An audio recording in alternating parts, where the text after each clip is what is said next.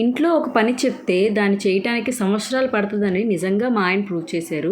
లేకపోతే ఈ filters పాడయ్యాయని 3 years నుంచి చెప్తున్నాను. మొత్తానికి ఈ రోజు దానికి ముహూర్తం వచ్చింది మార్చడానికి. కొన్ని ఆరో వాటర్ ఫిల్టర్స్ తీసుకుందాము అంటే దాని TDS 50 ppm వస్తుంది. నిజంగా చాలా తక్కువ, తాగే యూజ్ కూడా లేదనిపించింది. ఈ స్టీల్ ఫిల్టర్ లో వాటర్ ని చెక్ చేస్తే 250 నుంచి 260 వరకు వస్తుంది. యాక్చువల్ గా అలాంటి వాటరే మనం తీసుకోవాలి.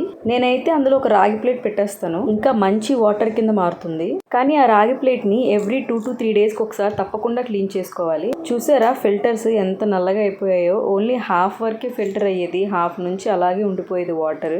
ఇప్పుడు కేవలం 5 minutes లో వాటర్ అంతా ఫిల్టర్ అయిపోతుంది. ఈ స్టీల్ ఫిల్టర్ ని నేనైతే మంత్లీ ట్వైస్, అంటే మంత్ కి స్టార్టింగ్, మంత్ కి మధ్యలోని క్లీన్ చేస్తాను.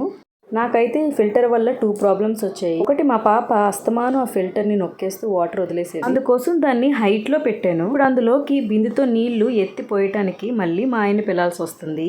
ఇంకా ఎవరైతే